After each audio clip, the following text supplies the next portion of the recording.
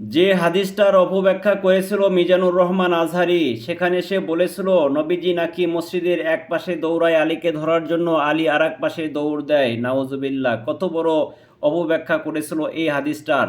হাদিসটা এসেছে সহিহুল বুখারীর প্রথম খণ্ড 428 নম্বর হাদিস। কুতাইবা ইবনে সাঈদ রহমতুল্লাহ আলাই সাহল ইবনে সাদ রাদিয়াল্লাহু আনহু থেকে বর্ণিত, তিনি বলেন রাসূলুল্লাহ সাল্লাল্লাহু আলাইহি ওয়াসাল্লাম ফাতিমা রাদিয়াল্লাহু আনহার ঘরে এলেন, কিন্তু আলী রাদিয়াল্লাহু আনহুকে ঘরে পেলেন না। তিনি ফাতিমা রাদিয়াল্লাহু আনহাকে জিজ্ঞাসা করলেন, তোমার চাচাতো ভাই কোথায়? তিনি বললেন, আমার ও তার মধ্যে কিছু ঘটেছে, তিনি আমার সাথে রাগ করে বাইরে চলে গেছেন, আমার কাছে দুপুরে বিশ্রামও করেননি। তারপর রাসূলুল্লাহ সাল্লাল্লাহু আলাইহি ওয়াসাল্লাম এক ব্যক্তিকে বললেন, দেখো তো সে কোথায়।